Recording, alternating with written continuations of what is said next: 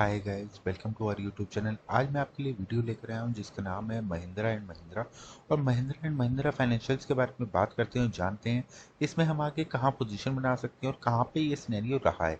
बहुत सारे पॉइंट आज इस स्टॉक के बारे में बताऊंगा, क्योंकि आपको पता है मैं जब भी कोई स्टॉक लेकर आता हूं तो उसके ऊपर बहुत सारी नॉलेजेबल वीडियो लेकर आता हूं और उसके बारे में बहुत कुछ आपको बताता हूँ। तो सबसे पहले बात करते हैं महिंद्रा एंड महिंद्रा के बारे में कि महिंद्रा एंड महिंद्रा फाइनेंशियल में क्या हुआ। सबसे पहले ये देखेंगे तो ये कोविड का फॉल आया था। एक बार ये ऊपर गया लेकिन लास्ट लाइन के ऊपर ये जा नहीं पाया, वापस नीचे आ गया। फिर ये ऊपर जाने की कोशिश करी, फर्स्ट टाइम इसने ऊपर गया, सेकंड टाइम इसके ऊपर निकलने की कोशिश करी, लेकिन स्टिल ये लाइनें सारी अपने सीक्वेंस में नीचे की साइड में लगी रही, तब भी ये ऊपर निकल नहीं पाया। उसके बाद ये फर्स्ट टाइम ऊपर निकला, यहाँ पे इसने एक रेंज बनाई, इसका ब्रेकआउट नहीं कर पाया। हमने आपको बताया है कि जब भी ये लाइनें सारी सीक्वेंस में लगेंगी, जो सीक्वेंस हमारा है नेगेटिव या पॉजिटिव, जैसे भी सीक्वेंस में लगेंगी, अगर ये इसके ऊपर निकलता है और यहाँ पे वापस आके दोबारा इसको ब्रेकआउट करता है, तो यहाँ पे हम अपनी पोजीशन बनाएंगे और कहाँ तक होल्ड करेंगे। स्टॉप लॉस क्या होगा, ये लास्ट लाइन हमारा स्टॉप लॉस होगा। अगर ये सारी लाइनें इसके साथ साथ चलने लगे तो समझ लीजिएगा कि आपके को जैकपॉट लगा है और ये जैकपॉट स्टॉक आपके हाथ में आ गया है। जब तक ये लाइन में सेकंड लाइन आपकी ब्रेकआउट नहीं करेगी, तब तक आपको ऊपर की साइड में ट्रेड एग्जीक्यूट रखना है।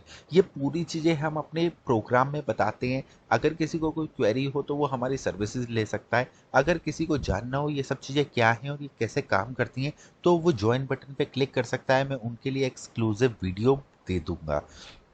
इसके बाद बात करते हैं कि यहाँ पे क्या हुआ। यहाँ पे आपको दिख रहा होगा कि इसके बावजूद ये नेगेटिव सिनेरियो में कंटिन्यू रहा। अब वही चीज़ मैं यहाँ पे क्लियर करता हूँ कि यहाँ पे फर्स्ट टाइम ऊपर आया, नीचे गया, वापिस जाने के बाद इसने ब्रेकआउट किया, लेकिन उसके बाद ये यहाँ पे स्टैंडिंग पोजीशन आने के बाद ये इस लेवल को इसने काट दिया, वापसी नीचे की साइड में काट दिया। जैसे ही काटा तो आप समझ जाइए कि ये सारी लाइन इस सीक्वेंस में नहीं आई, हेंस ये नेगेटिव जोन है। ये नेगेटिव जोन है, अभी भी ये करेक्शन बाकी है। इसके बाद इसने कंफर्मेशन कहाँ दिया, इसने फर्स्ट टाइम ये नीचे आया, पुल बैक में ऊपर जाने की कोशिश करी, इस लाइन के ऊपर नहीं निकल पाया, सेकंड रिट्रेसमेंट मारा, इस लाइन के ऊपर दोबारा ये जा नहीं पाया, यहाँ पे कंफर्मेशन था, यहाँ पे कंफर्मेशन था, इस पॉइंट पे कंफर्मेशन था, वापसी नीचे आया, फिर ऊपर जाने की कोशिश करी, इस लाइन के अब ऊपर नहीं निकल पाया, वापसी नीचे आया। उसके बाद हल्का सा ऊपर लेके अब ये ऊपर फिर से जाने की कोशिश कर रहा है। कहाँ तक ये कोशिश कर सकता है, लगभग 165 तक ये कोशिश कर सकता है ऊपर जाने की, लेकिन 165 जब तक क्रॉस नहीं होता है इसमें कोई भी बाइंग एग्जीक्यूट नहीं करिएगा। ये मैं फिर से बता रहा हूँ। मैं ऐसा क्यों कह रहा हूँ, अब मैं आपको इसको बड़े टाइम फ्रेम में लेके चलता हूँ, यानी मैं वीकली के टाइम फ्रेम में लेके चलता हूँ। वीकली टाइम फ्रेम में भी आपको सेम सिनेरियो दिखेगा। वन टाइम प्रेशर बनाया, नीचे आया, नीचे आने के बाद ये नीचे कंटिन्यू चल रहा है। अब तीसरे नंबर पे चलते हैं डेली टाइम फ्रेम में। मैंने आपको जब भी अपना प्रोग्राम सिखाया है, मैंने आपको बताया सबसे पहले आइडेंटिफाई करो जो ये करेक्शन शुरू हुई है, आइडेंटिफाई करो कि ये जो करेक्शन शुरू हुई है कौन से टाइम फ्रेम की करेक्शन है एक्चुअली में। आपको मैंने बताया कि सबसे पहले आप 1 मिनट से शुरू करें। 1 मिनट में टाइम फ्रेम की करेक्शन हो सकती है, 5 मिनट में हो सकती है, 15 मिनट में हो सकती है। उसके बाद बड़ा टाइम फ्रेम इससे आवरली आता है, फिर डेली आता है, फिर वीकली आता है और फिर मंथली आता है। ये सब बातें मैंने आपको बताई हैं। और मैंने आपको बताया जब भी मंथली की करेक्शन होगी तो वो अप्रोक्सीमेटली 5 से 10 ईयर्स तक भी चल सकती है। अगर ये मंथली की करेक्शन है तो 5-10 साल भी हो सकता है चल जाए। टाइम पीरियड 5-10 साल होता है। नीचे रेंज में ये एक पॉइंट होता है जो मैं आपको बताता हूँ, लास्ट लाइन हमारी रेंज होती है। अब इस पर्टिकुलर स्टॉक में जो लास्ट लाइन है वो है नहीं, क्योंकि ये महीने में ये काउंट में शुरू हुआ नहीं, यानी इसकी इतनी सारी कैंडल बन पाए जिसमें लाइन ड्रॉ हो पाए, वो लाइन इसमें है नहीं। तो इस वजह से ये नीचे आया। नीचे आने के बाद ये जो करेक्शन अभी चल रही है महिंद्रा एंड महिंद्रा फाइनेंशियल में, ये मंथली की करेक्शन है। और ये शुरू कहाँ से हुई है, this is the starting point, यानी 2018 से शुरू हुई है। 2018 से लेकर अप्रोक्सीमेटली ये प्राइस वाइज करेक्शन तो पूरी हो गई है, लेकिन ये टाइम वाइज करेक्शन अभी बाकी है। टाइम यहाँ पे स्पेंड करेगा, उसके बाद जब ये ऊपर निकलेगा, ये लाइनें सारी आसपास आएंगी, उसके बाद हम यहाँ पे पोजीशन बनाएंगे। यानी कि टाइम वाइज करेक्शन अभी बची है। अब मैंने इसको इससे छोटे टाइम फ्रेम में देखा तो वहां पे एक डाउन ट्रेंड बना हुआ है। मैंने आपको बहुत अच्छे से, अगर आपको मेरा प्रोग्राम याद हो तो मैं आपको फिर से एक बात क्लियर कर देता हूं। मैंने उस टाइम भी आपको बताया था एक टाइम फ्रेम में एक ट्रेंड बनता है, एक टाइम फ्रेम में एक ट्रेंड बनता है। ट्रेंड बनने के बाद नेक्स्ट टाइम फ्रेम में वो क्या बन रहा है, उसके लिए आपको देखना पड़ेगा कि नेक्स्ट टाइम फ्रेम में क्या हो रहा है। आप सबसे बड़े टाइम फ्रेम से यानी मंथली से वीकली पे जाएंगे, वीकली से डेली पे जाएंगे, डेली से आवरली पे जाएंगे, आवरली से आप जाएंगे 15 मिनट में, और 15 मिनट से जाएंगे आप 5 मिनट में, और 5 मिनट से आप जाएंगे 1 मिनट में। आप सबसे पहले देखेंगे मंथली में क्या है।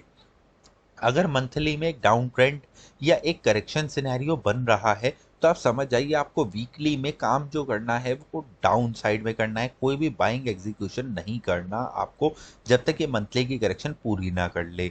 अगर आपको वीकली में काम करना है, वीकली कौन से टाइम फ्रेम में यूज होता है इसके बारे में मैं एक वीडियो बना चुका हूँ। आप कहेंगे तो मैं दोबारा से आपको वीडियो बना के दे दूंगा, लेकिन अगर आपको ऐसा वीडियो चाहिए तो आप मेरे को कमेंट सेक्शन में आके बताइएगा। अगर वीकली में आपको काम करना है तो आपको डेली में देखना पड़ेगा डेली में क्या चल रहा है। इसी हिसाब से आपको आवरली में देखना पड़ेगा, इसी हिसाब से 15 मिनट में देखना पड़ेगा।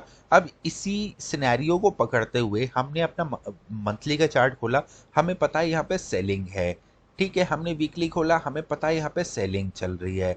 हमने डेली का चार्ट खोला, डेली में भी सेलिंग है, लेकिन मैं कहाँ बेचूं जहां पे मुझे प्रॉफिट मिले। डेली का मतलब है मेरे को 15 दिन की होल्डिंग लेनी है, 15 से 20 दिन की मैं होल्डिंग लेना चाहता हूँ, 15 से 20 दिन की होल्डिंग लेना चाहता हूँ। तो अब यहाँ पे आपको मैं एक दिखाता हूँ सिनेरियो कैसे हम अपनी 15 से 20 दिन की होल्डिंग बनाते हैं।